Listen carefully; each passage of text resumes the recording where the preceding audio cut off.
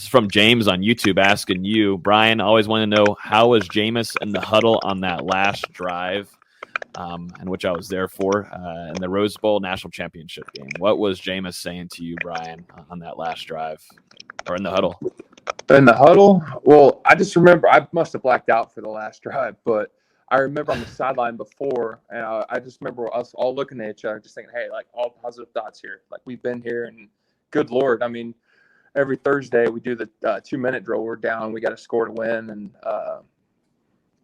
we obviously, Jimbo's an offensive guy, so we always usually won that drill. And it gave us some confidence, and we've done it over and over and over. And I just remember just being all positive thoughts. And he just had that same old wide-eyed look, ready to go. He was locked in. We're locked in. And we knew it was the drive of our life. Hey guys, it's Terrence Mann. You're listening to Hear the Spear, presented by Noel Game Day. Go Noles. Hey, what's up? This is Peter Ward, a.k.a. E-Dub, in the house. So we're listening to Hear the Spear, presented by Noel Game Day. Go Live, go Noles. Hi, this is Charlie Ward, and you're listening to Hear the Spear, go Noles. This is Terrell Buckley. You're listening to Hear the Spear, presented by Noel Game Day. No Bloody. But perhaps better known as the greatest corner to ever step on a football field, Deion Primetime Sanders. Great Deion Sanders, my brother. What's going on, man? I could wake up to that greeting every day, man. That was awesome. Hello, Noles fans. This is former Seminole Derek Brooks, and you're listening to Hear the Spear, presented to you by Noel Game Day. James Wilder Jr. What's going on, James? Thanks for having me on. SSOD, Florida State or Die, and go Noles. William Bar None Floyd. Gentlemen, what's up?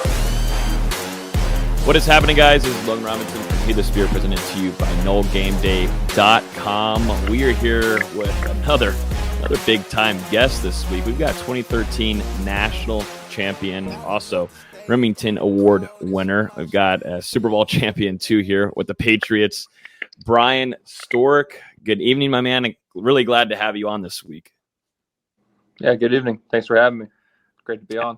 Absolutely. So what are you up to now? Because I don't think, unless I'm wrong, I haven't heard like a lot of interviews from you a lot, with maybe at least on the FSU beat and that market. But what are you up to now? I know coaching is practically full time for you, but maybe give us kind of like an update after being out of the NFL. Well, I went back home to Vero Beach for about 6 months, took my real estate license, got that, did that for 3 weeks, realized I wasn't a salesman of houses.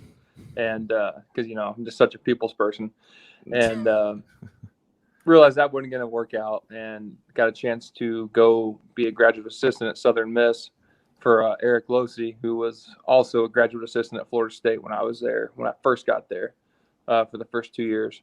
Worked for him for 2 years, and then I'm sure you guys know, Randy Sanders was obviously the OC my senior year. I mean, I only got to know him just for a little under a year. He gave me my first full-time job as a tight ends coach at ETSU. Was there the 2019 season, the 2020 season, which we played in spring of 21, and then I was there for the fall as well. He retires, and then I don't get retained on that staff. Then back on the street, and I found myself at the University of the Cumberlands coaching. So coaching offensive line, which is great. And then it's kind of a small world that this coaching world is.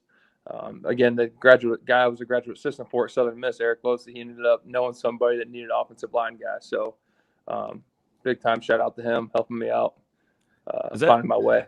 Is that something you've kind of always felt like you'd get into, coaching, or that just come up later on, after leaving football on the field? Or is that it's something you had in your mind ever? A little bit. But when I got to New England, I was like, hell no, I do not want to live that life. Just those guys, I think they saw their kids on Sunday night after the game. If it was a home game, then didn't see them till, probably Saturday or Friday night. But, if you love the game enough, you find a way to make it work, and it's all about getting the right better half, if you will. But then, as I sat around and I was a real estate agent, I was like, I got to get into coaching. I can't not do something involving football. Society's tough out there to fit in a normal job. Yeah. Yeah, and you played under some great coaches throughout your football career. You know, Jimbo Fisher, Bill Belichick. The list really goes on. So just now that you're entering the coaching profession, you've been doing it for a couple years. What kind of qualities have you taken away from the coaches that you played under to apply toward yourself? It's kind of a loaded question. I mean, I've It's a learned so much, and different backgrounds and different schemes, and being around Jimbo's a fireball. There's no question. But if you got on his good side, he'd have your back. And then obviously working around Coach Belichick, it was so different. Whereas, if you said yes, sir, and no, sir, over and over and over, he'd get tired of it. It was just a little bit different playing football in the North than it was the South. But all the things I learned, in the meeting rooms, during the games, situations, how to go about your business every day. I had some great examples, and obviously teammates too, who I learned a lot of. Some I should have probably listened to more than others, but there's a lot of great dudes I was around in such a short time. But it's helped me as far as translating over to the kids and, seeing what they're going through at a certain moment in time and being able to, be there for them. Because at one point or another, I had that coach to help me out too. Obviously, like Rick Trickett, I learned a lot from. I do a lot of his drills still because you did them for 5 years and they're ingrained in your brain. But you pick and choose and take little things from every single person you're around. I was going to ask, well, I got to get rid of the elephant in the room. Dustin is a big-time fan. He wore your number in high school. Don't even hide it, Dustin. Don't even hide it, but he wore your number in high school because that's true, right, Dustin? It is true. I remember it was either 2010 or 2011. I had to pick my number for high school football, and it was between 52 and 70. So I looked up the Florida State roster, and I mean, it was before you're even a national champion. I was like, all right, I'm going to go with Bryan Stork's number, and made it through my high school career and nothing else. So you're saying you wore his number and that helped get him a national championship? That's what I think so. I feel like I empowered him. He had a fan from early on, and he got it done. Some good juju there, no doubt. There's a weird thing about numbers. I'm like weirdly superstitious about it, but my superstition is always walk into whatever locker room it is, and the number they put on my in my locker, I just wear it and just make it work. But growing up, I'd say Brett Favre was my big influence. I ended up playing like number 44 in high school because I couldn't get 4 because I wasn't that good. I couldn't get like a single digit number. I got 44. It's just funny how like certain players influence you to get certain numbers, and everybody's got a story. Who was big in your recruitment, Bryan, at FSU? Was it Trickett, Jimbo? I mean, I'm sure Jimbo, but who was biggest? It was James Coley, because James Coley he's at A&M with Jimbo now, but he always had a big recruiting presence in Southeast Florida. And I was on, Vero Beach is like the last normal town before you hit like crazy South Florida, before things just get nuts, price-wise, everything, traffic. And I had a defensive coordinator named Bill Mata in high school that sent my DVD film to him, which is awesome. And one day I just turned around and not Bull in the Ring, it was Oklahoma drill, one-on-ones, and turned around, there he is standing there. I was the easiest recruit ever, though. I knew I wanted to go to Florida State. Didn't like UF. Miami was all right. I always respected Miami for the most part, but I didn't want to go to UF. And I was lucky enough. I committed, I think, a couple weeks later during that spring, and they had to hardly ever call me. Back then, I only had a house phone, so they'd leave messages and stuff. But it was a really cool experience. And I was the kid they brought in during the bowl week when they were going to Champs Bowl that year to play Wisconsin. And they didn't need to bring me in when there's people in town. They brought me in when there's nobody in town, just practice going on. But I didn't care. I just wanted somewhere to go that's going to pay for my school, and obviously a dream school.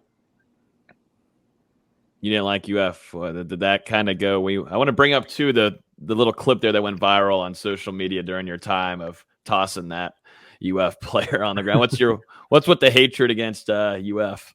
I wouldn't say it's hatred, but it's a strong dislike. I think it was because I was a new kid. I moved to Florida from Illinois, Midwest kid, moving to Florida. Think I'm going to make the basketball team. I get cut like the first day, like within an hour probably. And, just a big culture shock there. And a lot of the kids, being a new kid in middle school stuff. And I just remember all the kids that were dickheads were Florida fans. And then so naturally I grew just a dislike. Nothing against Florida people, whatever. I got cousins and family that's Florida fans as well. And even some enrolled there. But just something about it, I was just like, you know what? I want to go to Florida State and just show them. And because Florida State hadn't beat them since like 2003. And the next time we ended up beating them, I think it was in 2010 when they came to the Doak. It was a huge crowd, awesome time. But great night. That was a great clip, though, whenever you were tossing that guy. I still use that GIF or GIF all over social media. It's very well used. What happened there? Was he talking trash? Was he talking shit? There was definitely trash talked out there. I remember I was called some names I shouldn't have been called. I was making you scratch your head.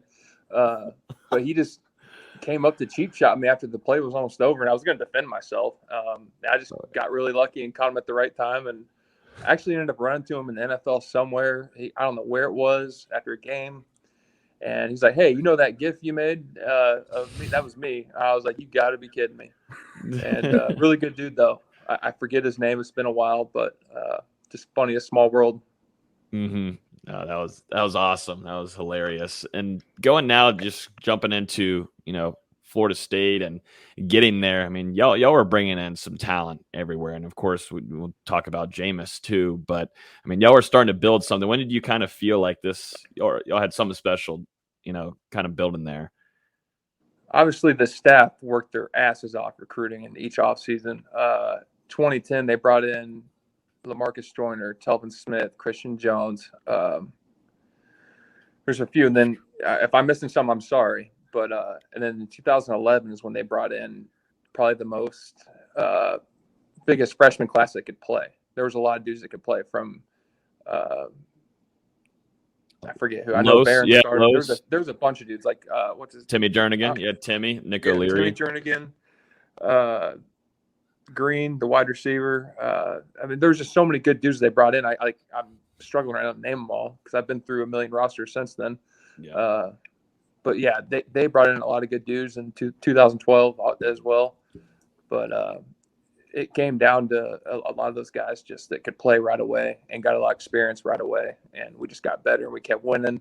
And that helps recruit itself, if you will. Mm-hmm. But yeah, like I blame the staff for that one because they recruit their butts off. I wanted to ask, during your high school career, I believe you played tight end, and then when you got to Florida State, you converted to offensive line. So can you just talk about going through that process and the strength and conditioning program, just transforming your body to eventually, peaking as a 2013 national champion and a Remington Award winner in college, just to make that transformation from high school over those next 5 years? Yeah, I peaked all right in my freaking belt and the notches, man. Good Lord, I gained a lot of weight. So in high school, I was 220 pounds soaking wet. In the summer, I might get 240. Camp was over, I'd be 220 again. It was a wing tee offense, just so it's like gap down, nothing's there, climb to the first backer that shows, you block them. Got thrown to 3 times the whole time I was there. Senior year, I had to switch back over to tackle because we just needed somebody there. So I got done with my senior year, and we went second round of playoffs, lost to Royal Palm or somebody like that. End up gaining 60 pounds in 6 months back home. And I just ate my butt off 6 days a week, lifted 6 days a week, just ate like crazy. And I was able to show about 285, 290, fluctuating a little bit. But I showed up in great shape. And then after there, I just try not to gain too much. And, because you can get big too quick. But I didn't hit 310 till probably my senior year.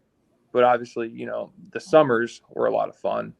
In Tallahassee because it was just hang out. You only had a few classes. We got there in the weight room. O-line would be in there early every morning. We would meet on our own at 6 a.m. doing steps up before they turned to an arcade and a freaking club up there. It used to be a turf room where we used to work really hard and put extra time in and, get things right, prepare ourselves instead of playing games. But recruiting is just crazy nowadays, so they got to have that crap. But those summers were a lot of fun. And, pushing the Gators up and down, the John Deere Gators up and down Doak, running the, the Ramson Doak. That was a lot of fun. And then last couple of weeks, we would take our few racks outside, and then we'd all work out in the hot summer heat and just try to get ready for Tallahassee weather, because there's nothing like it. Only thing worse I've ever experienced in Tallahassee heat during camp would be Hattiesburg, Mississippi at Southern Miss. I mean, that kind of heat's a bear, but they're relatively close to each other. Did you like lifting? Oh, go ahead. Sorry. Go ahead, I was just going to say, it's 105 out here today, so I understand. But you're not working out. You were sitting inside, Dustin. You were in the AC. Well, today. I went outside a couple times, and I was like, man, I got to get back inside. No, but did you like lifting like that, Bryan? I feel like you had some. I mean, if you were to put on that much weight like that, and there's a picture here of the size that you were at, did you eventually enjoy that, or did you hate it? I did like being that big for a while, because I was pretty strong, pretty in good shape. But as time went on, even though I got to the NFL, I mean, I wasn't there for very long, but that starts to take a wear and tear on your body. Next thing you know, you're bone on bone, your big toes, and everything starts to hurt a little bit more. I've lost a little bit of weight since then. I've been all the way down to 245 at one point, and man, did I feel so much better. But that was the only way I was going to get on the field, is if I played offensive line, I think. So had to make it work and just try to be the best center I possibly could be. And just whatever reps they gave me, I did it, and did some more when nobody's watching. Mm-hmm.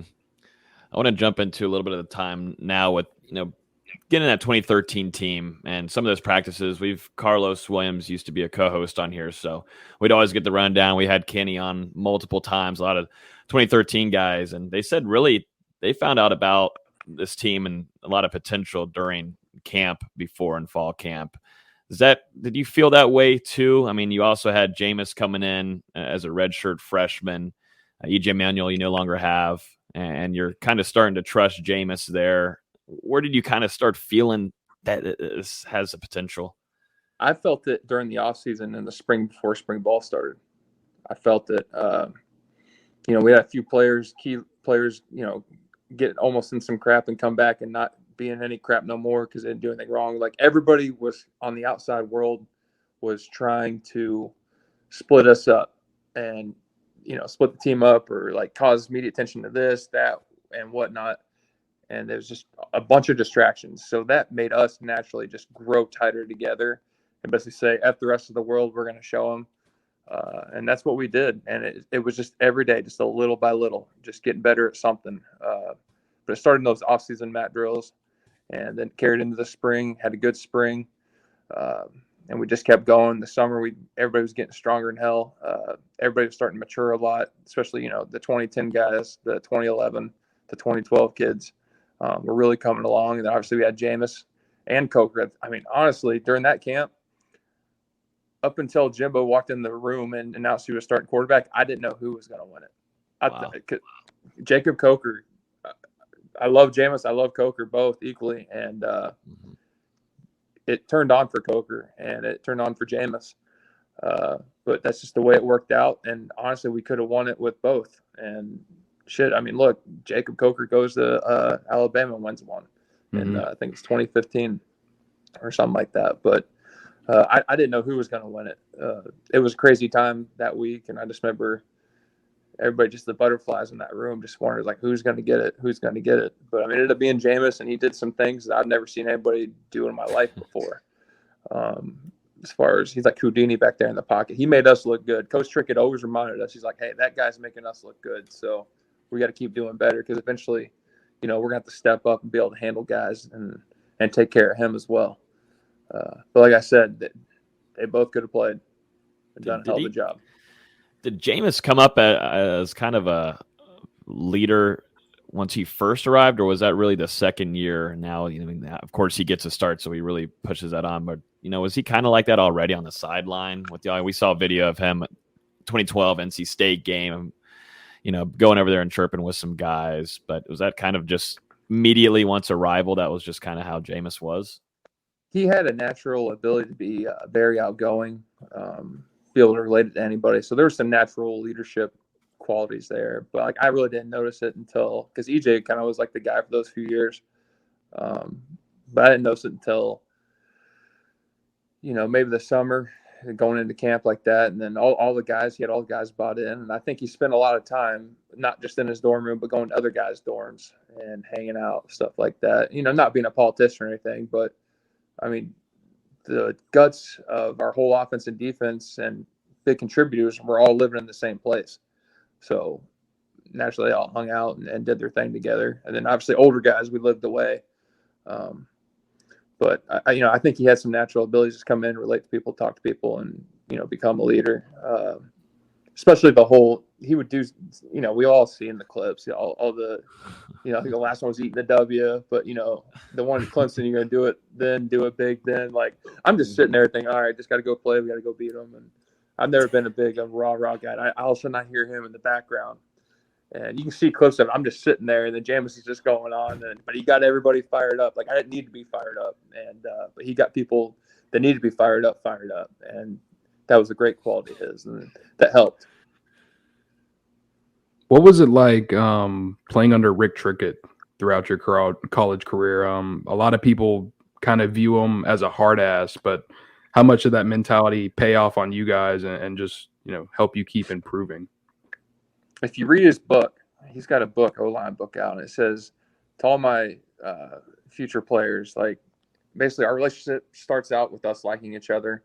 It goes through a long phase of us hating each other. And at the end, we both like each other again for the appreciation that you and I both put into making you a good player type thing. And that's what it was.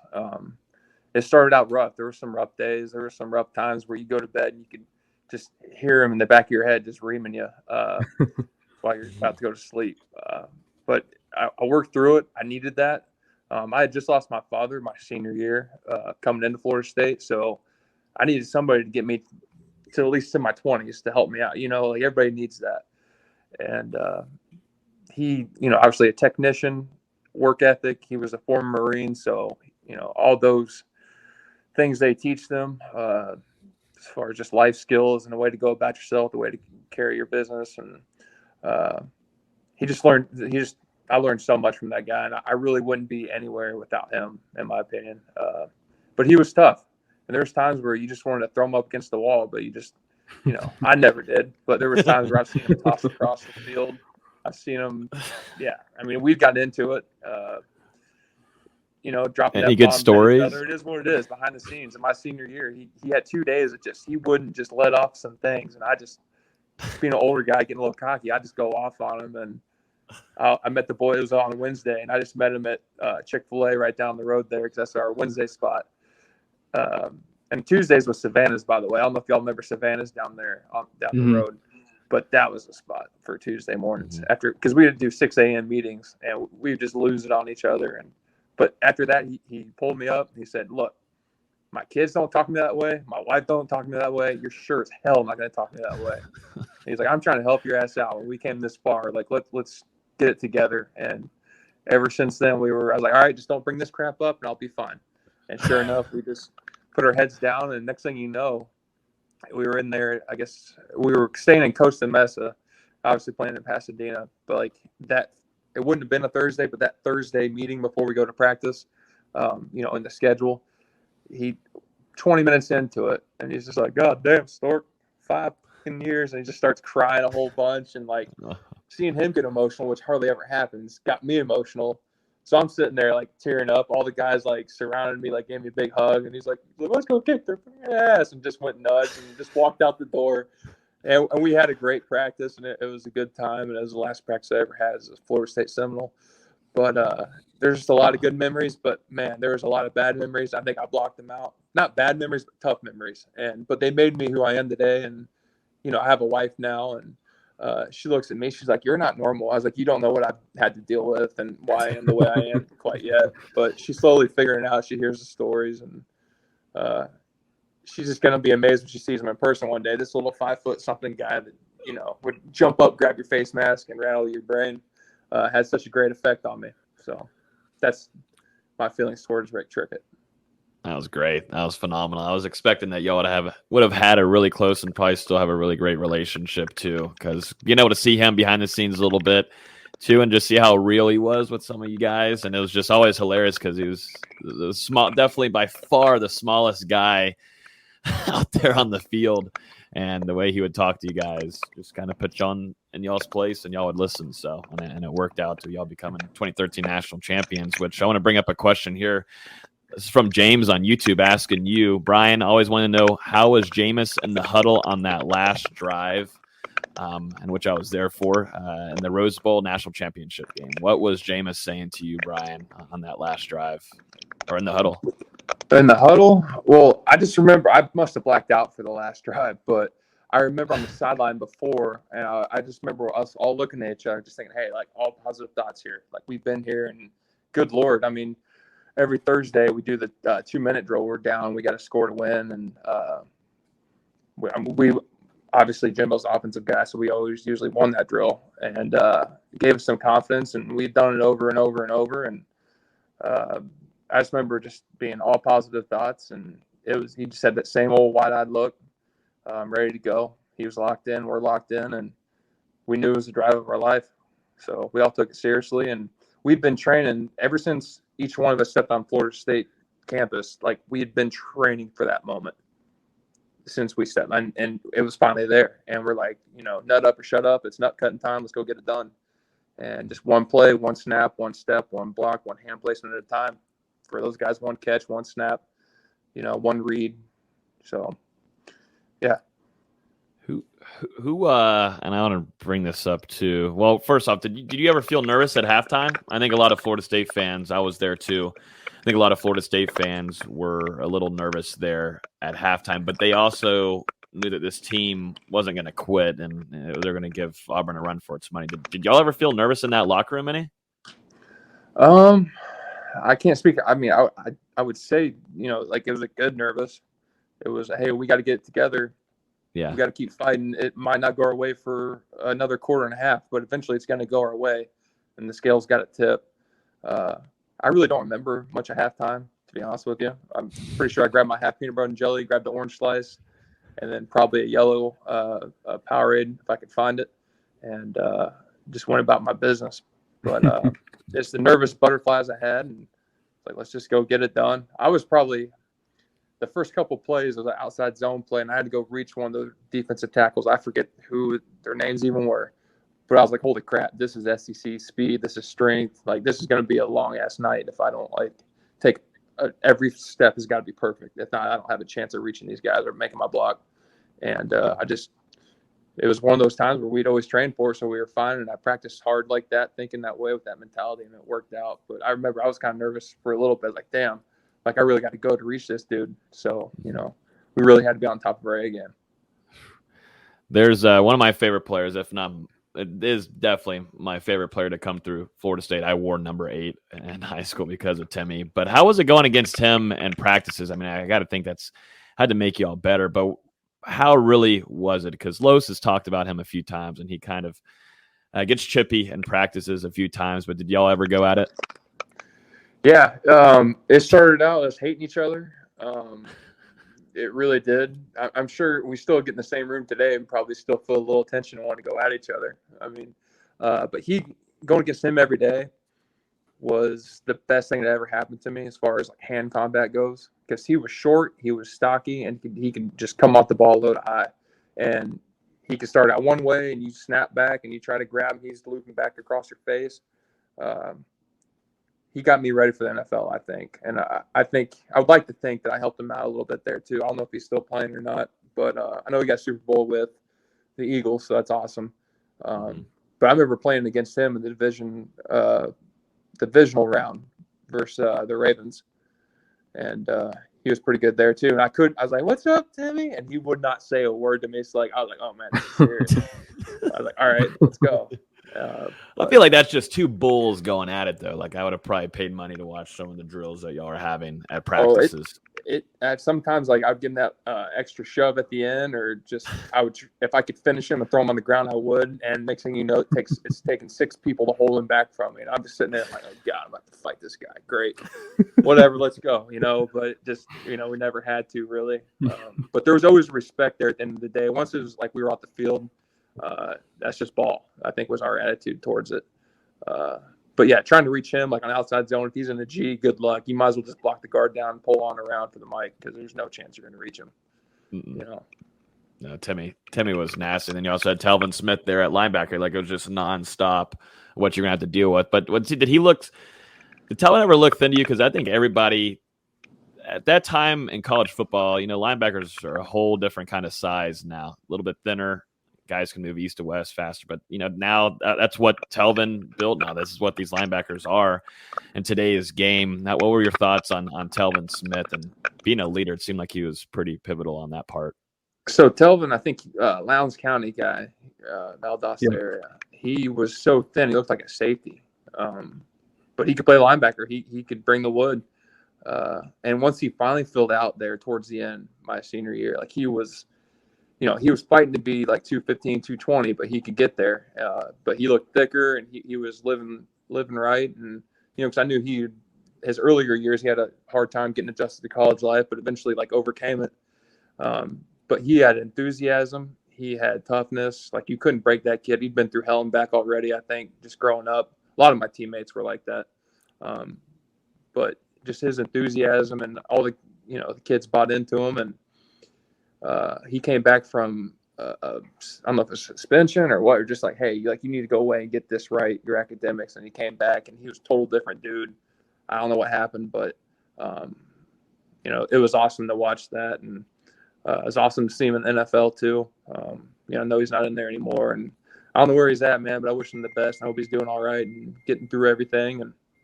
But that dude could play for sure. All the Valdosta kids could play. I still go back there and try to find dudes. If I'm recruiting, I always double check that area for sure. Mm-hmm. Which game to you and any time at FSU gave you kind of the toughest, or anybody that talked a lot of trash to you? I know you don't like UF, but which one, or maybe your most memorable game? I mean, of course, Pasadena's a cheat code there, but any significant ones, home games or anything that stand out to you? I would say that 2010 Florida game in the Dope, because it had been so long since Florida State had beaten UF, and hell, I graded out of 57 that night. I was still a young pup, but I had to come in after Spurlock went down that year. And I had to play guard, rolled my ankle, but, I didn't care. I was playing, and it was really a special night. I had one of my elementary school buddies. I'm from Illinois originally, and him and I played Little League football together. He was stationed in Pensacola for the Marines, was able to come over on a bus in the middle of the night a couple nights before and go watch the game. And it was just a really special night, hearing the whole entire crowd singing, the goodbye song, and watching Urban Meyer over there just freaking out. It was a really special game. And then if there wasn't that one, I would think probably that Clemson game my senior year, when they were supposed to blow us out. And I just remember me and Josue Matias looking at each other on a third and like medium. We're still beating them, and they're just so loud trying to set that world record.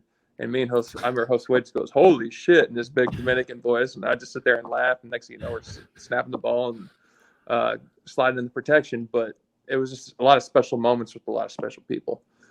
It's hard to put my finger on one, but those would be the two memorable games that pop in my head right now.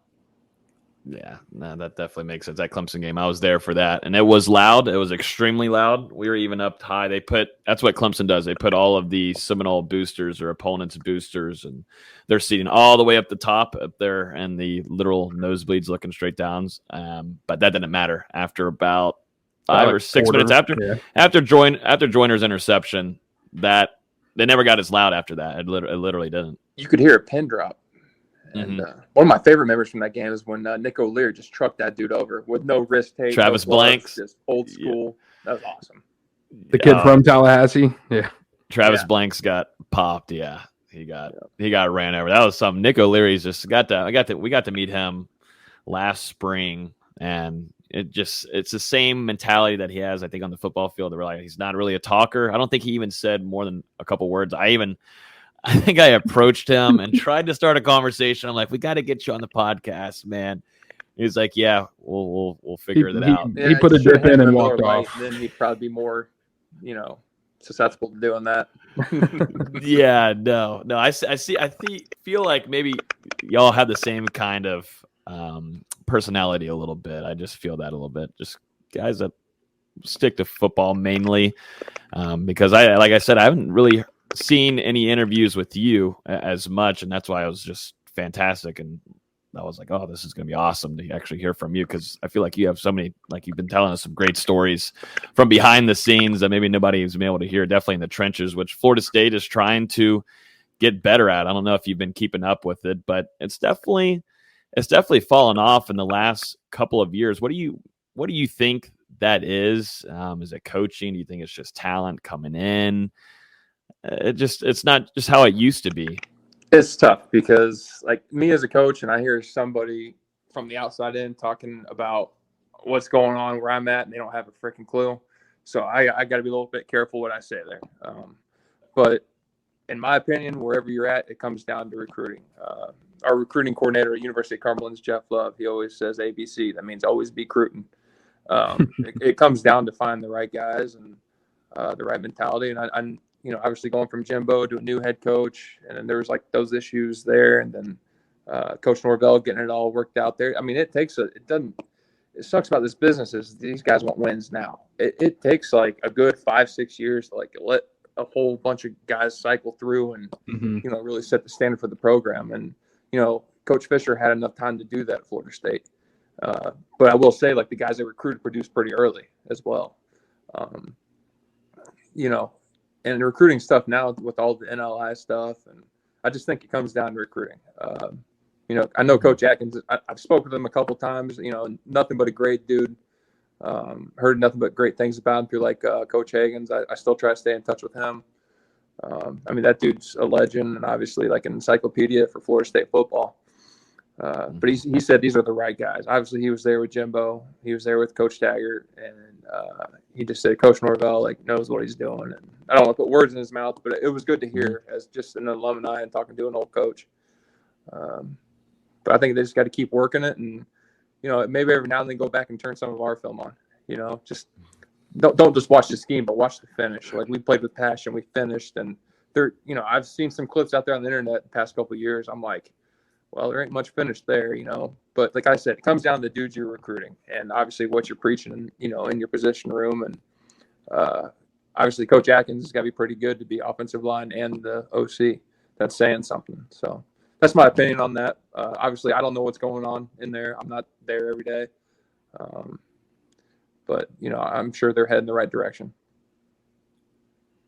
So going back to your career, you wrap up a really successful 5 years at Florida State where you won a national championship and a bunch of games, and then you land in the NFL with probably the most successful franchise in the New England Patriots. What was it like the first time after being drafted, walking into the Patriots facilities, into the locker room, and seeing those guys like Tom Brady, Wes Welker, all those guys that you had seen on TV before, and now you're their teammate? I always just had a gut feeling if I did go pro, I would end up in New England. My gut's never been wrong. Coach Trickett and I think Dante Scarnecchia at the time, their O-line coach, used to talk a lot. And I think, Coach Trickett was trying to do all he could to help me out getting there. And I always had he'd always talk about New England and the way it was there when you go visit. And I just had a gut feeling I was going to go there. And I knew that was the hardest place to play. It is. From the veterans I've talked to that have been other places, it is the hardest place to play. And it's the strictest of the strictest. We're in like the military, and but I've been training for it for 5 years, being with Coach Trickett. But it was awesome to walk in. Obviously, like the first time you see like Tom or Julian Edelman or Danny Amendola or Gerard Mayo or Dante Hightower walking through, or Steve Gostkowski, you see those guys walking through the hallway. You're like, holy crap, like that's him. Or you see Belichick walking through. Heck, it's even cool to see Belichick and the whole staff show up and come work all of this out. And then they act like they weren't looking at me, and they stuck me in the running backs meeting with Coach Ivan Fears, and they didn't bring the O-line coach with them. They didn't have one hired at the time because Dante retired. But it was really interesting to see how they did things, and I tried to soak it all in while I was there. And then obviously Logan Mankins was there before he got traded during the summer camp. I just tried to watch him lead by example. I looked up to him. Ryan Lindell, Dan Conley. So Dan Conley, you guys will know, was the guy in 2010 that ran that ball back versus the Packers on kickoff return.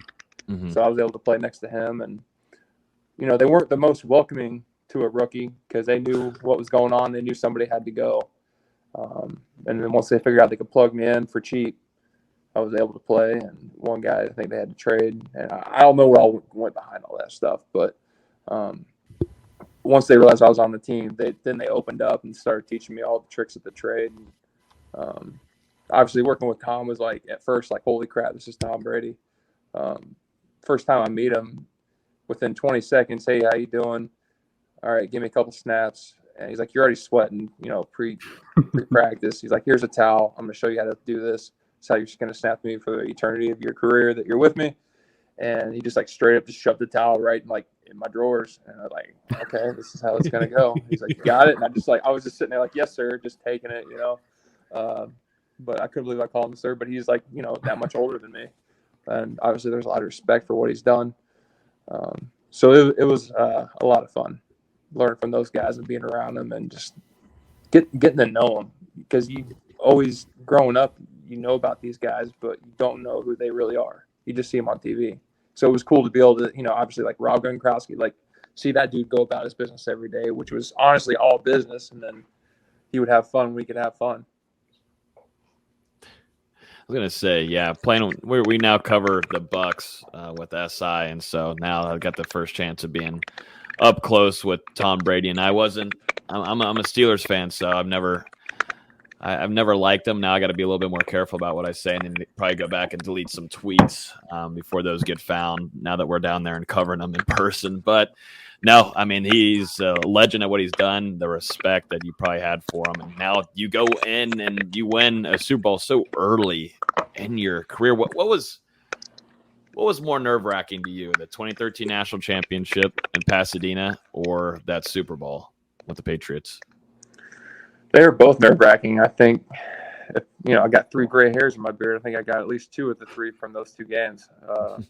It really hit me like every time, like when I was walking out to the coin toss, it hit me like this is really real on my way out the locker room, and just thinking, holy crap, the whole nation's watching. And then next thing you know, next year, Super Bowl, holy crap, the whole nation's watching, or the whole world's watching.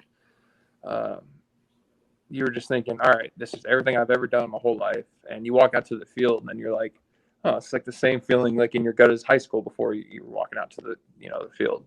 And all of a sudden you look down and you like smell the spray paint, and the grass is spray painted green. And then all of a sudden, hike, you snap the ball. Like it was just like a normal in your element. Just go out there, play football, notice little stupid things like the grass being spray painted. That's why it looks so good on TV, in case you're all wondering. Nice. Got the inside scoop on that. Yep. But I did not know that. Oh, he did not know that. And where was this one played at? I'm looking. In Arizona. Oh, Arizona. I guess that kind of makes a little sense. I did not know they added even more greenness to the grass. I got so much green all over, and I could smell it back then. But oh yeah, there was a lot of days I had to pinch myself. I'd wake up in the morning in Foxborough, and it'd be just snow everywhere. I'm like, holy crap! Like I'm in New England, and this is like the things you see on the NFL Network, the clips of being at the Patriots and all that stuff throughout the years. And you're like, wow, I get a chance to be a part of something really just bigger than yourself. And next thing you know, we're flying out to freaking Arizona. I'm like, holy crap, we're going to the Super Bowl. And it was nice to, get out there and we enjoyed ourselves. Like we didn't party or anything, but we went out there, enjoyed ourselves, handled our business, and practiced hard. And I was actually on a torn MCL that game because I had torn it actually versus Timmy in that divisional round. I put him to the ground, believe it or not, and stood back up to go help. Terrell Suggs wraps around Tom Brady's waist, and his legs whip around, hit my MCL, and knock it in. So I skipped the AFC Championship versus the Colts. They kicked the crap out of them anyways, and was able to, play on it. I think it was a grade 2 tear, which wasn't that bad. You just had to like literally brace it up and put some strong ass tape around it. But I was cramping by the first quarter, no doubt, just from the nerves and anxiety and just it being hot in Arizona. Like you sweat and you just don't realize it. But it's like this is the game of your life. Like you've got to get this done. And we were up front. I'm looking at this picture right here. I see Nate Solder. I see Dan Conley on the other side. It's Ryan Waddell and Sebastian Vollmer, right tackle. And just like a random group of guys. All those guys have worked together before, but like that was my first year working with them. So I was just constantly the rookie trying to play catch up and pick their brains and obviously getting life advice from them if I wanted it or not. But that's a great group of guys right there for sure. The end of that game, what are you thinking when they don't hand it off to Marshawn Lynch from the What sideline? the hell are they doing? If they hand that ball off, life is different. Life is totally different. And there's not a ring in my freaking case right now that's really big, you know? All they had to do was hand it off, but like, awesome job by Malcolm and everybody else, all the other 10 guys out there doing their job. And obviously the coaches calling the scheme they called, and it fell right into place. And obviously, you know, thank God for Ernie Adams drawing up the cards and running that on the goal line, low red zone area during practice. And yeah, it was just, I couldn't believe it. I was like, oh my God, they threw a quick slant on like down here. That's nuts. But they did it. And, you know, kudos to Marshawn Lynch for not coming out in the public and just talking a lot of crap about it. And when you really, you know, just being classy about it. Really good dude. I think he's hilarious. Oh, yeah. Great. I mean, just the way he goes about things is just hilarious. And you can tell he just loves life. But, yeah, they couldn't hand it off. And I was like, because I saw him in shotgun. And I was like, why are they doing that? And, you know, I'm old school. Let's line up in the eye and just get those couple yards. But they went with that play. Didn't want to do it. Outthought themselves a little bit. Yep, they did, and that was Pete Carroll. That was you don't really usually see that from him either. I mean, he does take a little bit of risks here and there, but come on now, let's don't be idiotic. You've got Marshawn Lynch, who's still close to his peak there. If not, why don't you just hand it off to Marshawn? I love Marshawn. I bought his jersey when I went up to Seattle. I just think, like you said, he's hilarious. He's great for football. I wish he was still in it because, you know, he was just entertainment, and that's what National Football League kind of needed at that time, just to kind of relax some things. Some guys can be different, and I thought he brought a good mentality to. And then football. like he crushed that whole drive. Like he was gaining yards on us, and I was just waiting for him to bust out of there, like, you know, go through the third level defenders. I was like, oh crap, but luckily it didn't happen, and now we're sitting here and we just had to knee the ball out, and we're good. Yeah, no, exactly. My last thing, and then we can get you off here, and maybe the other guys will have one last question. But you know, we had Jameis Winston's dad on, Antonor, last week, and you know, now it seems like they're buying all into Jameis in New Orleans. And you know, he had a rough patch there in Tampa, the ups and the downs. And you know, now he goes to New Orleans. He sits behind Drew Brees. You know, that's a Hall of Fame guy. That's a legend. And then also Sean Payton, also another Hall of Fame coach.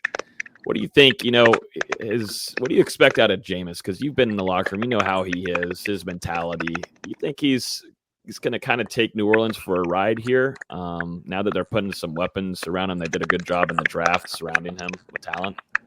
Yeah, you would think so. I mean, he's been around a lot of ball. I just remember Coach Sanders talking about him. I was at ETSU about how he would see things that not many quarterbacks really could, besides like, and Randy Sanders coached Peyton Manning too at UT. So he's really special, and there's things that he would see and just he would hit it. But he's been around a lot of ball. Obviously, being behind Drew Brees is probably a hell of a learning experience. I actually went and saw him when he was at Tampa. I visited Coach Monken there when he was the OC, because our graduate assistant I worked with at Southern Miss was his equipment manager at one point. So he let us come visit, and there's Jameis and Fitzpatrick in there. And I think Jameis since then has grown up a lot. I haven't talked to him in a while, but I can just tell by his whole demeanor and, you know, the way he works. And he's not scared to work, that's for sure. And he knows football. So I'm sure they got some things brewing up there in New Orleans. And I hope it works out for him, because I think he could do good in a place like that. And, you know, obviously Drew Brees is retired, and New Orleans is just looking to have fill that void of having a, you know, household name at quarterback. And if Jameis continues the way he can and reaches his potential, sky's the limit. Yeah, my last thing, in 2013, you know, you're the center for a true freshman, Jameis Winston. The next year, you're the center for Tom Brady, who at that point had already been in the NFL for over a decade, and you know, now it's 2 decades. So, what were the differences between snapping for those two guys, especially with it being just year to year like that? Obviously, you gotta, like you said, the years is a huge thing, and Jameis was just so raw at the time. He didn't care how sweaty that ball was. I mean, there was a drop of any sweat, Tom would be flipping out about it, which I get it. Like, it's a beautiful day. It's 70 degrees out. It shouldn't be a wet ball. All right, cool. Let me work on that. And, you know, I just never had somebody so demanding and so just like constantly trying to evolve the snap cadences. You know, I think at one point we had 32 silent and away or silent and home. But then he would take them and bastardize them. And then I think him and Josh McDaniels would get together and they would do concepts and like, hey, this is like that back at this year. And then they just had so much time together where they could just take things and just not reinvent the wheel, but evolve things as offense. And I think they both kind of grew up together in New England because they're similar in age too. One was the coach, one was the quarterback. Mm-hmm. But I just remember him constantly wanting perfection. Just if you would screw up, he wouldn't just kill you, but he would give you that look. It's like when your parents say, "I'm not mad at you, I'm just disappointed in you." It was that kind of feeling. But you didn't want to let either one of them down, that's for sure. But obviously, Jameis, a young kid, Tom, you know, family guy, wife, kids, all that stuff. There's a lot of maturity differences there. But but Jameis did a hell of a job leading us. There's no question. I've always, just real quick, I've always wanted to ask this, and I don't think we've asked any of the 2013 national champion guys on offense. I don't think we've asked Kenny either or Lowe's. What was the play call name of that toss from Jameis to KB? Do you remember what that was? It would have been 246 Z post at the time. I forget, they would have called it green pairs at that point. Green pairs, 246 Z post, if I'm not mistaken. We all full slide left, keeping the fullback and tailback in, and then the Z just runs a post. That's where KB was, because we were in what I used to call two tights, and the KB would have been the Z receiver at that time. So, gotcha. Yeah, I've always wondered what that is. It's special, obviously, for Florida State, and we'll see. It seems like you said. I think a lot of people that you've talked to too, and if Odell feels pretty good with Mike Norvell, I think being around at least those practices, it feels a little bit of going back to the Jimbo days. I mean, Norvell runs a very, very, very, very, very tight ship during practices, and I think it's going to take, like you said, recruiting for a lot of these, not just offensive line, but all around to kind of bring the program around. But the first thing you got to do with that is get some wins too to help. So we'll see this upcoming season. It's a big season ahead for Mike. This is a do or die almost, it feels like, for the football program and trying to get things turned around. So Bryan, this was incredible. Pretty much an hour that you're on here with us. This was a great interview. Awesome interview. No, it was phenomenal. We went everywhere. We went high school, college, just professional, now coaching, and then the Super Bowl, national championship, everything. So this was a fantastic interview, Bryan. Definitely appreciate you coming on here. We'll get this uploaded to all the listeners. I think the chat has loved it too. So appreciate you hopping on here with us on Hear the Spear, man. Yeah, appreciate you guys. Wish you guys nothing but the best. And I got plenty of stories. Just hit me up every year, and I'd love to get with you guys and talk some Florida State football. So appreciate y'all. Hey, if you ever want to preview Florida State versus UF this upcoming year, you just let me know. We'll put something together. I'll be hitting you up for sure. Appreciate you. All right, man. Have a good luck this upcoming season for you and your team. Thanks, sir. Appreciate it. Absolutely. Thank you, Bryan.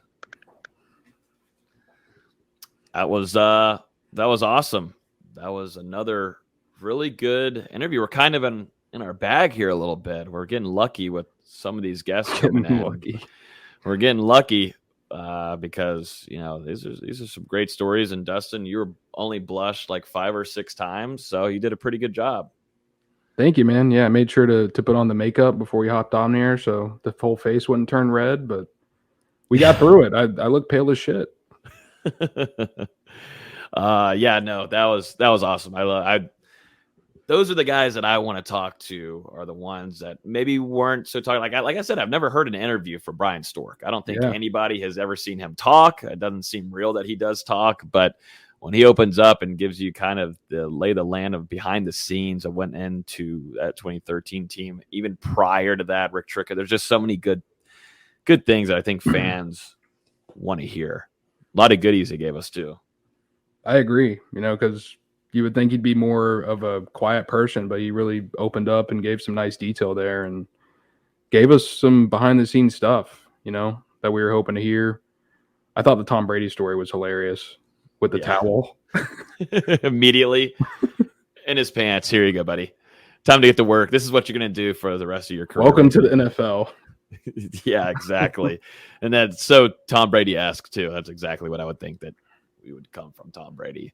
But no, that was like I could keep on talking with Bryan. So that was a great interview. Maybe we'll get him back later on during closer to the football season. Him helping us preview the UF game, which will end up being in Tallahassee this year. That would actually be pretty fun to bring him on for that, since it doesn't seem like he's a big fan of UF, nor was he a fan of Timmy Jernigan once they first met each other, which I needed that story. I had a feeling those two didn't like each other, and sure enough, they did not like each other.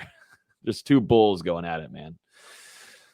Let's jump into some football quick hitters, a little bit of recruiting. Then we got some basketball latest, as we just 2 minutes ago, the NBA draft just started. So we're keeping an eye on really one guy, maybe a few guys later on down the road, but we'll give some updates on that in just a few.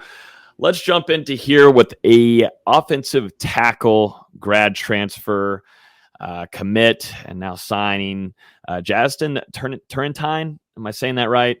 Yeah, Turrentine. Turrentine. Okay, good. Commits to Florida State. Florida State once again, and Coach Atkins continue to build in the trenches. It just keeps on loading up and loading up. I don't think Florida State fans are against any of this whatsoever. More the merrier at this rate. But at this point, though, this is a guy that has, coming from the SEC, obviously that's the first thing you think of. But this is an offensive tackle position, which after watching the spring, Dustin, I was immediately like, yeah, I still feel like Florida State needs to build some depth there.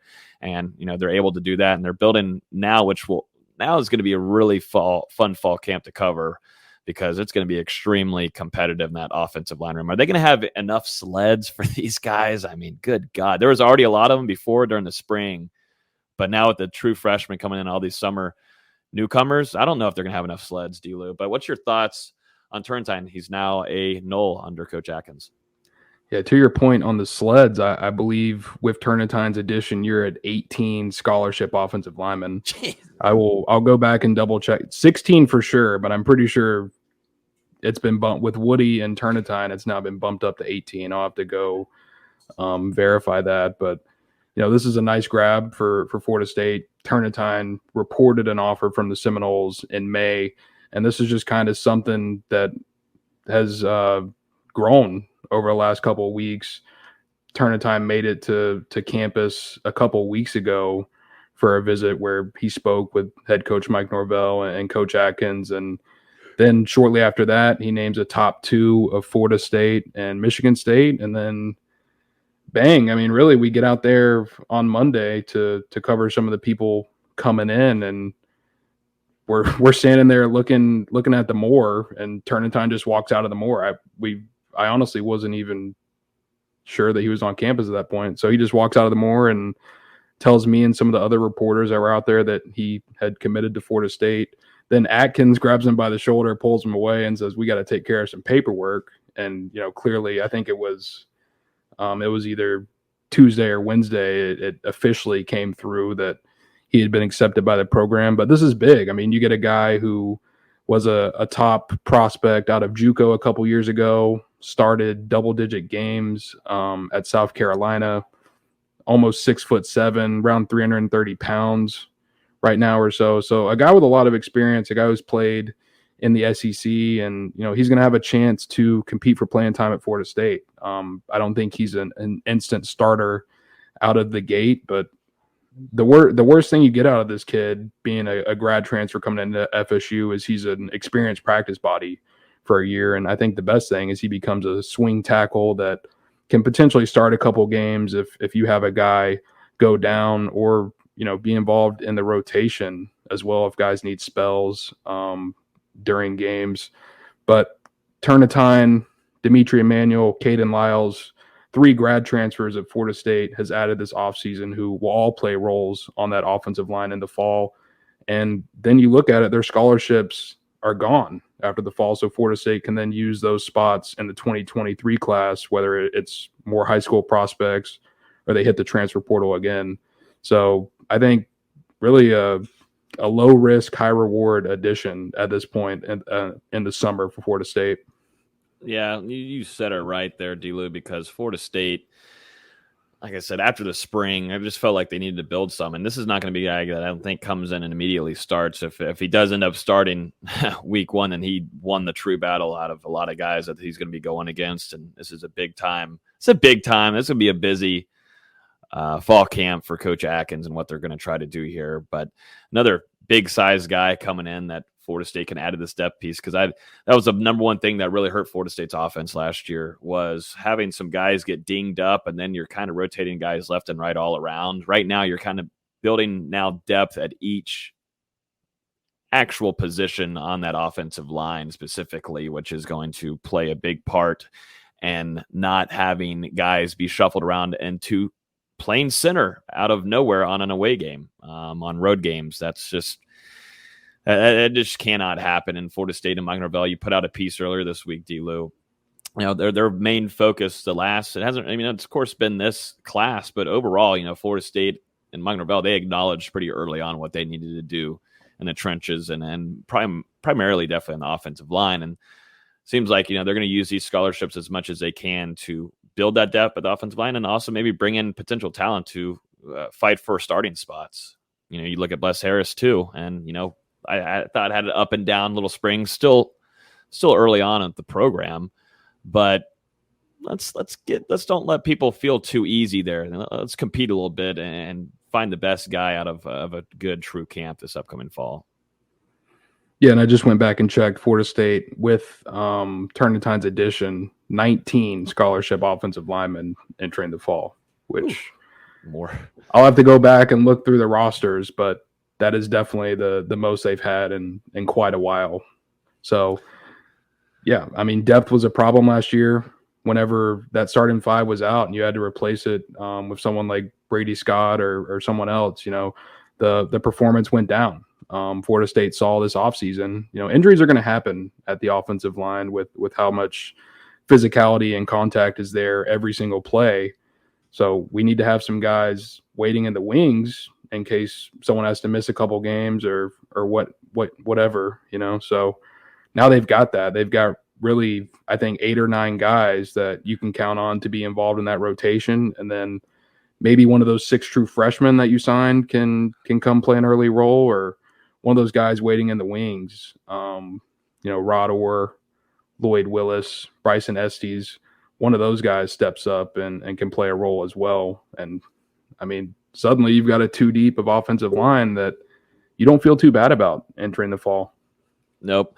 We'll be hearing actually from a lot of these newcomers, including these transfers and him alone, tomorrow at noon. So we'll be giving you guys some quotes from all the newcomers arriving at Florida State, which is quite a bit of them, but mainly in the trenches there. I think there's only one tight end with Jarrell Powers. And after that, that's your only skill player. The rest tomorrow that we'll be hearing from are either offensive line or defensive line. And a lot of them are offensive line. Yeah. So Florida State caps off that 2022 class with 15 lineman signees across both sides of the ball, 10 offensive linemen, 6 of those being high school, 4 transfers, and then 5 defensive linemen. You got the one transfer in Jared Verse, then you have 4 true freshmen. Then you've also got a really quality preferred walk-on guy in Dante Anderson, who will likely earn a scholarship during his Florida State career before it's all said and done. So a lot of focus on those trenches, and, especially Florida State lost some guys on the offensive line. They lost Jermaine Johnson and Keir Thomas and some other guys on the defensive line. They are reloaded and maybe even in a better position on both sides of the ball entering the 2022 season. Yep. Before we go into a little bit of some recruiting rundown, as there's a big time recruiting weekend ahead, which Dustin will be out there for. I may show up, might show face. I don't know. It's, Dustin's doing a good job out there alone. He might, just handle. From what I understand, you were recently exposed to a COVID positive. So if I see you this weekend, I'm going to deck you. You're going to deck me? That means you would touch me. That means you would touch me. I will deck you I'll throw a brick at you or something. I don't know. From Doak, from the Moore. A lot of bricks to work with. Yep. No joke. But just don't grab Timmy Jernigan's down there. We're going to keep Timmy's down there on the Moore on the ground there. But just before we go into some recruiting stuff here, just wanted to note, as of at least Thursday at 8:11, as I've got it right here on, this is sad that I've got it here on my screen. It's been this way since over the weekend, but Florida State's highly touted wide receiver commit and also signee from the 2021 class, Dustin Hill, who was expected to arrive this last year, and there was expectations this summer for him to come in and enroll and get ready for summer and workouts and get ready for fall camp. Has not been enrolled yet at Florida State. This has been an ongoing dilemma for, I think, everybody and every outlet that has been asked it 20,000 times. I think this week alone, I've had about 25 mentions inside the Discord about him. But as of right now, I think this has kind of gotten to the point where it's just not ever going to be happening. I think the only reason that a lot of Florida State fans have kept an eye on this, D-Lou, is because this is a really talented guy. You go back and look at his high school tape and what he did, and the talent that he was facing against. He put on a really, really impressive tape, and that was someone that Florida State and Mike Norvell, that was a big time snag for them. That is a playmaker that they wanted to have on offense. And it just doesn't seem like he's ever going to suit up and garnet gold. This is probably putting a wrap to things as of Thursday, because this is when Florida State's last semester starts there, and drop ad right now ends, I would believe, at 11:59 this evening. So there is a few more hours. few more hours, but I don't think that they are inside of the tutor or the tutors there, and I don't think they're getting him enrolled at 8:15 at the nighttime. So it's a tough loss for Florida State. It feels like they've had some pretty bad luck with this. You lose Travis Hunter and you lose Dustin Hill like this. Those would have been two really extremely dynamic offensive players for Florida State for the next couple of years. You don't get them on the roster anymore, man. That hurts. That hurts quite a bit. Yeah, it's disappointing, but I feel like it's time to put this whole thing to bed. There's been some rising optimism that he would make it to campus finally, but at the same time, that's something that's been repeated time and time again, and there's been different dates given, and the timeline always gets pushed back. So it's been over a year. It's been a year and a half. So, at this point, you're looking at a kid that hasn't even played football in 2 years, and yeah, it's tough. But also Florida State, they made some additions in that wide receiver room this offseason. It's a complete unknown if he'll had or does make it to Tallahassee, if he'll even be able to contribute out of the gate. So, yeah, just kind of moving on from this one. I believe Florida State still has 2 scholarships to work with ahead of the fall. Damon David, I saw someone mention in the comments earlier, Damon removed his name from the transfer portal, so he'll be returning to Oregon. Now it looks like you're not going to be getting Dustin Hill on campus either. So those 2 scholarships I could see going to some walk-ons that deserve it.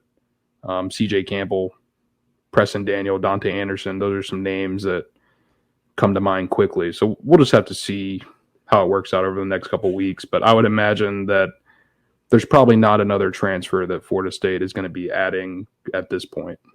Yeah, this opens up some room. I definitely think CJ Campbell is a guy, after watching the spring, that will get that will probably get that scholarship offer for Florida State from Mike Norvell and David Johnson, just because what they saw this spring. I think that's a guy to look out for. But yeah, that practically, we're going to put a bow on all of that, and that kind of does feel good. Sadly, bittersweet, but it does definitely feel good to move on from. But he could show up. He could show up in August.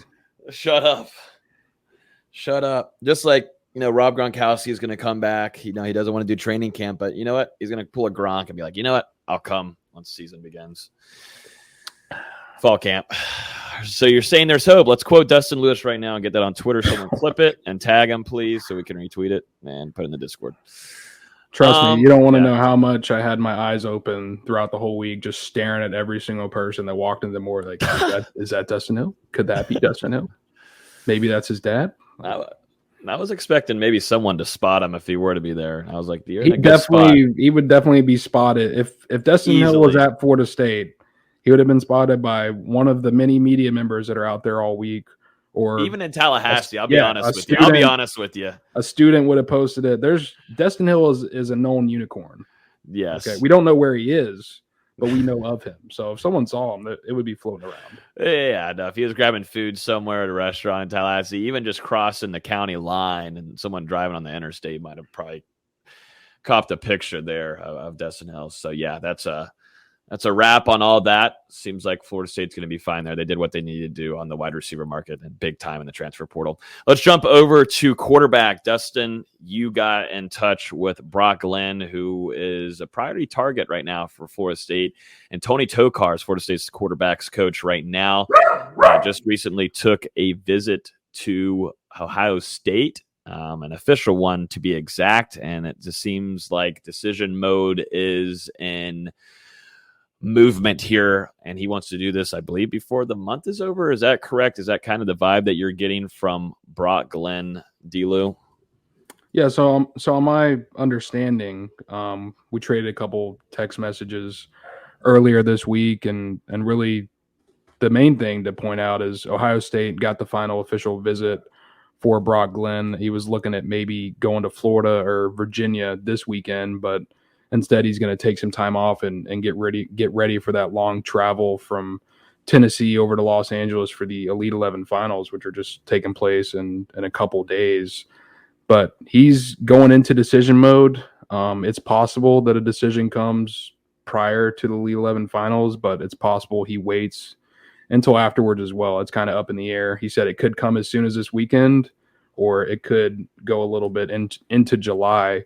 But either way, I think this is a recruitment that's probably going to get wrapped up in the next 2, probably 3 weeks max, because Glenn is looking to make that decision public prior to his senior season. And, at this time, Auburn has been in it for a while. Florida State got him on campus, and he had nothing but positive things to say about the Seminoles, even though they got in on the recruitment a little late. And same thing with Ohio State. He had some positive things to say about them. And, we all know what kind of caliber program Ohio State is, but they've also already got some really talented quarterbacks on the roster, and they've got some other options on the board in the 2023 class, and one of the best quarterbacks in the country in the 2024 class already committed. So it's going to depend. There's factors where maybe this program is better than this program that you could say about all three of them.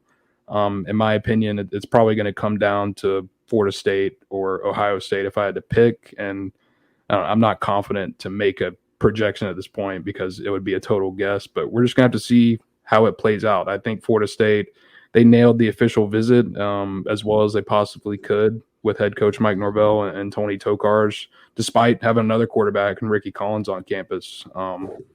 It went as well as it could. So Florida State, they're firmly in the battle. We'll see if they can pull it out.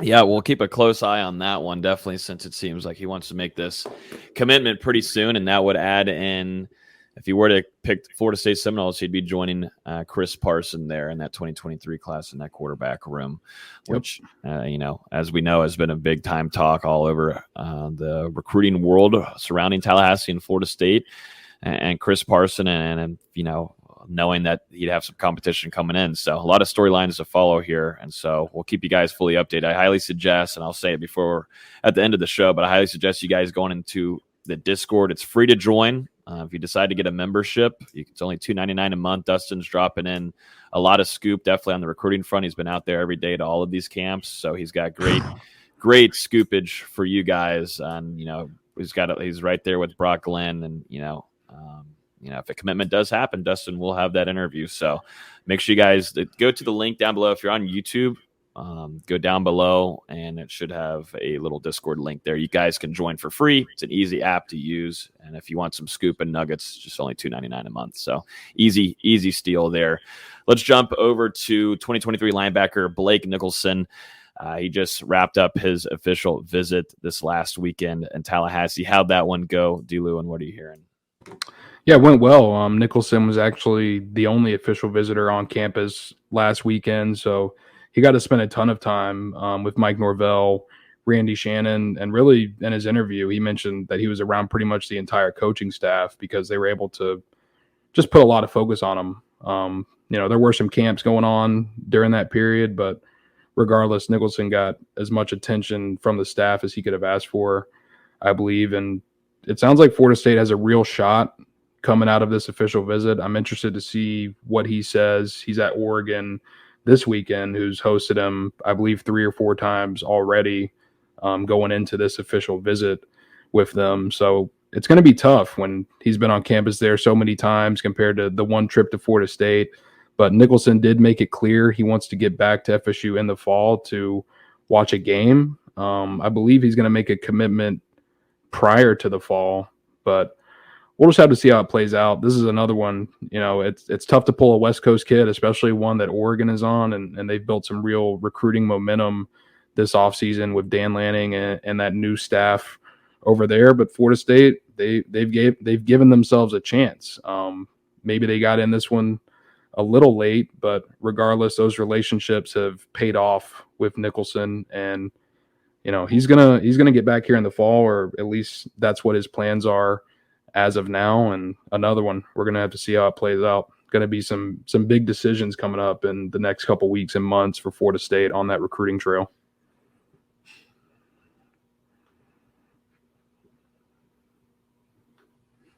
You're muted, buddy. Once a pod. He's got to do it once a pod. God, I haven't done it in a while though. I haven't done it in a minute. I've been in my bag though. I've been you rolling. did it last week or 2 weeks ago. Oh, I will say you weren't here. Yeah, you weren't here, so you can't. You did talk. it 2 weeks ago. No, you weren't even here, BZ, so you can't even talk. It reminded me real quick while I was looking at the article, but while he was on campus, Nicholson was hosted by AJ Duffy, who, as we all know, a California native who did sign with Florida State, now playing his career over here. So he was able to – this was actually Nicholson's first time in the state of Florida on this trip. So, Florida State doing what they can to land this kid. Tom's coming after you there, VZ, saying you do talk. Listen, man, I'm watching the draft. I'm trying to stay, What pick are they at? At 4. Did Butler get picked yet? Ha. Let's run through a little bit more of this recruiting real quick, then we'll get to some basketball and get out of here. We got Kelton Smith, 2023 offensive lineman, and DJ Chester. You got to see those big guys in camp. I can't say those are some big cats. Got to see those big cats in person. And along with 2024 offensive tackle, Barry Walker. I love that name, Barry Walker. What are your thoughts on them after being right next to those guys and seeing them go at it? All right, it's a lot of names. I got to think about it. I also want to bring up real quick, whenever we were out there on Monday, FSU offensive line target Roderick Kearney pulled up, and it seemed like he spent a couple days in Tallahassee this week on an unofficial visit, and he'll be at Florida State officially over the weekend. So big for FSU to have him return. And then, yesterday was the final camps for Florida State this summer, I believe, at least in June, wrapped up a slate of 18 camps in 13 days. It was 13 camps in 18 days. Either way, a lot of camps, a lot of kids on campus. My brain is fried. But yesterday, Kelton Smith was out there. He didn't participate, but he did speak after and said that he'll be at Florida State for an unofficial visit on July 30th with plans to set up an official for sometime during the fall. Kind of feels like he's leaning Georgia right now, so we'll just have to see if Florida State's able to flip that momentum. Obviously, he's been on campus a ton, dating back to when FSU was going after Elijah Pritchett, and now you're at a real concern of not landing any of those 3 guys that you spent so much time on. Elijah Pritchett went to Bama. Looks like Deron Reed could end up at Ohio State or LSU, and now Kelton Smith might be going to Georgia. So that would be disappointing if so. And moving on to DJ Chester, he gave nothing on his recruitment, pretty much playing it really close to the vest. We asked him if Florida State would get an official. He's like, I don't know. We asked him about his decision. He's like, I don't even know. So he playing it real close to the vest, but he did enjoy working with Coach Atkins, and they built a relationship dating back to when he was in middle school. So a lot of trust between Chester and Atkins. Recently got that offer and has been jumping up the board for Florida State. So they're going to do whatever they can to get him in for an official. And then I just wanted to mention Barry Walker real quick because he said that Florida State, he's a 2024, so a rising junior, not a senior. But he said Florida State's currently in his top 5 and mentioned that head coach Mike Norvell and Alex Atkins are just doing a tremendous job with communicating with him and building a relationship, and said that right now the Florida State really feels like home and he could see himself playing there one day. So just a couple nuggets coming out of the big man camp. And then last thing, 5-star 2024 defensive back Charles Lester was also on campus for an unofficial visit yesterday. He was with Coach Krause for a good amount of time at the big man camp. Then he also went over to the 7-on-7. So a local guy who's a huge target for Florida State in the next class. Seminoles were one of the first teams to offer him in his recruitment. So that's going to be a big one. Alabama's been on him pretty hard, and Florida State going to do what they can to keep that guy home. Obviously, you look over at that 2024 class, I believe it's still currently ranked number 1 in the country. Luke Coleman-Hawk, Cam Davis, Jordan Pride, Camden Fryer. That's a really talented group, and if Florida State can build some momentum on the field this fall, it's going to pay off for the next year. Yeah, I think a lot of those guys stick. You've got Cam Davis, who's getting offers left and right. Just also recently visited UF down there in Gainesville. But a lot of these guys where Florida State is able to bring in talent, but then they lose them. This season, it's no joke at all. You've got to win in order to keep some of these guys in the fold. There's just too much talent in that class right now, and it's a small group right now. It's still got a ways to go, but there's a lot to like out of that room. Just seeing Cam Davis in person, Camden Fryer too, and then you've got Luke, who now goes down to Gainesville and earns an offer from Napier. So, and the kid hasn't even really thrown in a true game yet either. So, your Norvell and Tokars have done their job in evaluating talent before maybe some of these other schools and SC schools, in fact, before them. So. They got to do a good job, and the only way they're going to do this is go out and win. I know Camden Fryer, he's a legacy guy, but still got to win. That was extremely impressive. And I'll tell you what, too, it's about time for Kearney to go ahead and pop it. It's time for Kearney to go ahead and pop it. I feel like any chance he can get. I mean, he's been at Doak and the facility more than I have, and like the last 6 months, I swear to God. It was like when sorry to interrupt you, but it was like when we saw Turnitin on Monday. I mean, he just kind of came out of nowhere. I believe he was walking back up, like Atkins and I think Kashawn Sapp walked outside, and then they started walking back up, and I was like, "Is that Roderick Kearney?" And sure enough, he didn't participate in the big man camp on Wednesday, but still, I mean, got to spend at least a day or two in Tallahassee around some of the current players. So I'm sure that had to be a good experience for him. He's very, very impressive to watch. Whenever we got to go see him earlier on, a couple months or about a month ago, we got to go see him at the elite camp, and very impressive to watch in person. I spent a little bit of time watching Coach Atkins coach him up, but really, really coachable kind of guy, and listens to Coach Atkins. And it just seems like it's just going to happen eventually. You would like for it to happen earlier, but you can see, Armella's posting on Instagram story. They're hanging out, listening to music in the car and stuff. And you can see that they have a lot of, seems like he's spending time and staying night after night with a lot of the players. So it seems like Florida State's in by far the best spot out of any other college. And, hope that he might stick with Florida State if he goes that way. Let's go to this upcoming weekend real quick. 8 official visits are expected to happen. You got Chris Parson, quarterback. You've got running back Samuel Singleton. This is a big one here. Running back Dalen Smothers. Another one, offensive tackle Lucas Simmons. You'd like to try to get on the null side there for Simmons. You got also Kendrick Folk here, defensive lineman. You got Tavion Godson, who's a defensive lineman. You got linebacker DeMarco Ward, defensive back Avery Stewart. And to wrap it up there, big weekend here, D-Lou. What are the storylines to watch out for?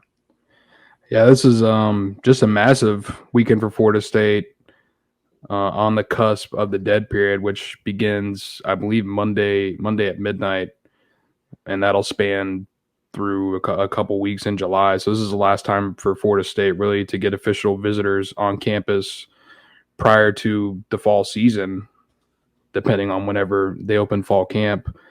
And I mean, it's big. You know, a lot of these guys I think you could eventually see in Tribe 23, depending on how this weekend goes. Dalen Smothers and Samuel Singleton are probably the top two running backs on the board in the class for Florida State, and they would love to land both, and they've both been receptive to this point. Florida State right in the mix for them. Same thing with Lucas Simmons. I mean, a very highly regarded offensive tackle that has visited some of the top programs in the country, and he decided to give Florida State his last visit because of that relationship that the coaching staff has built with him dating back to when he lived in Sweden. And Simmons is a guy that's going to commit shortly after this official visit. So if Florida State nails it, I mean, they could very well land him as their left tackle in this 2023 class.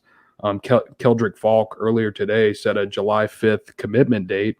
Florida State gets the last official visit. They get a chance to be on his mind going into that decision mode, which I think is huge. And they're right there with Auburn in this one.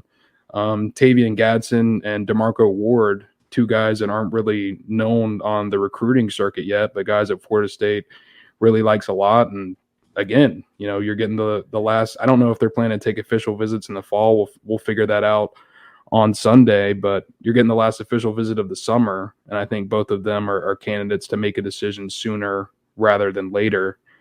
Avery Stewart, a guy who I believe he's from Alabama, FSU are some of the schools on him. It's going to be important to have him on campus for the next couple of days.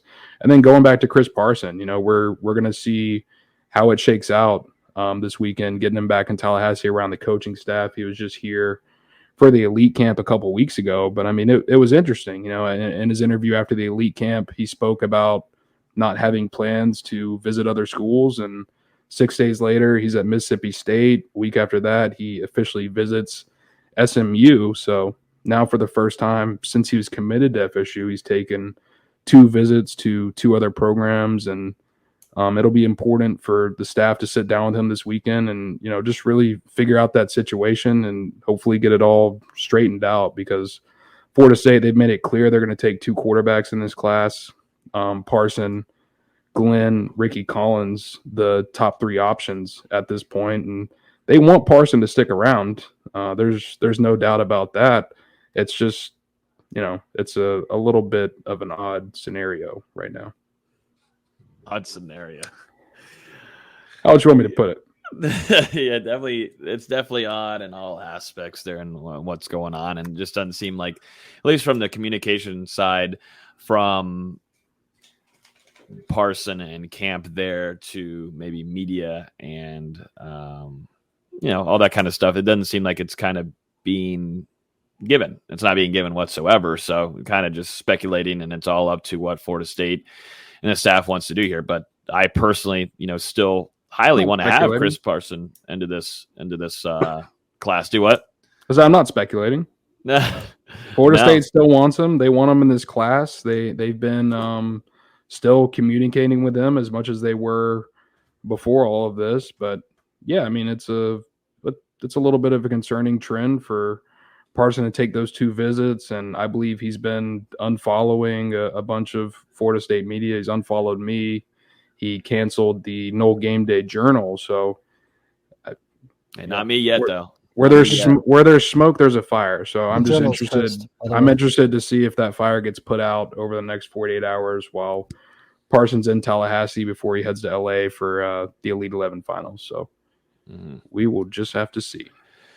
Speaking of that, Elite 11 Finals is on June 27th. Competing here, obviously, Chris Parson, Glenn, and also Ricky Collins, too, who is currently still committed to Purdue, but recently took an official visit to Florida State. Would fit Florida State's offense pretty well, and that is a target that they're after. So that is on June 27th through the 30th, and so we'll have some coverage on that, obviously. Anything? No, that's practically wraps up recruiting. Let's jump into some basketball quick hitters as VZ is glued to the screen here as the NBA draft has begun. Usually every year, though, me and VZ are at least on here watching the NBA draft because Florida State, surprisingly, you know, Leonard Hamilton is able to been pushing out these guys left and right early on in these drafts, but it doesn't seem to be the case this year. But there's some potential here for John Butler two get drafted early. You got Malik Osborne later on, and then Anthony Polite, Raekwon Evans. What are you feeling right now, VZ, for some of these guys out of the basketball programs? Well, it's definitely different from the last 2 years because, we're already at the 6th pick, and by this time last year, someone had already gone. You had Patrick Williams surprising everybody going 4th overall to Chicago 2 years ago, and then last year, another surprising pick to some people with Toronto going Scotty Barnes. Much different this year. Butler's got the best chance to be drafted out of anybody, but it's still, on the fence whether he's going to be drafted or not. He's worked out with the Trailblazers, worked out with the Hornets, worked out with the Grizzlies. I'm sure there's others that weren't reported, but we'll just have to see. He's looking at a late 2nd round pick if he's going to be selected. There's going to be teams that are intrigued by this skill set. We've talked about it all process. It's just at 7'1", 175 pounds, it's tough. It's going to take a team that probably has multiple 2nd round picks to go, we could take a flyer on a guy that, obviously has a great skill set, just going to need some refinement.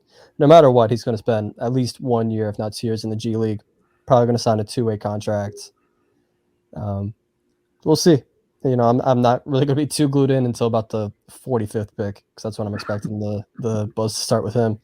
And then with Polite and Osborne, I don't see a way they're drafted. They're both older prospects, and we've talked about this with the NBA draft before. They like their younger players. You don't normally see the older players get selected high or really selected at all unless they really have a great pre-draft process, like Terrence Mann did a couple years ago, where he did so well at the Portsmouth Invitational, did well at the G League Combine, then did well at the NBA Combine to finally get selected. It takes that kind of process, and Osborne and Polite didn't have that this year. So I'd be surprised if either of them got selected, but I absolutely expect them to be on a Summer League roster in a couple weeks.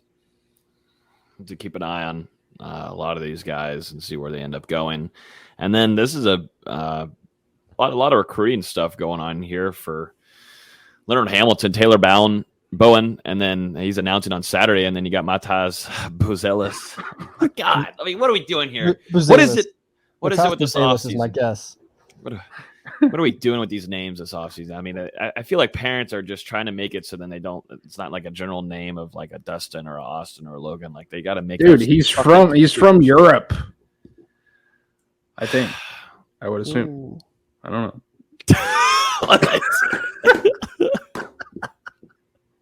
I feel like you should. I don't know. I feel like you should know before you say it. Well, that's Dustin. So what are you expecting here? He's probably from Europe. I would never know. But anyways, these names are getting wild. But Mataz, I'm gonna say Mataz Buzelis is announcing Friday at midnight. Like, what are we doing? Well, I guess that's so basically tonight, as probably before the podcast gets posted, he will be committing. Whoa! Are you not believing in my editing and surgical skills to get it out quickly after this? No, I do not. This is why we record at 7, so I can get it out quicker. That's the reason.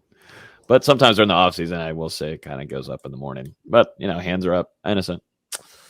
What are the updates with these guys? These guys, we got some future Knowles here. It seems like Taylor Bowen. I've seen that on socials. It's interesting. These are two high school teammates. They both play for Brewster Academy in New Hampshire.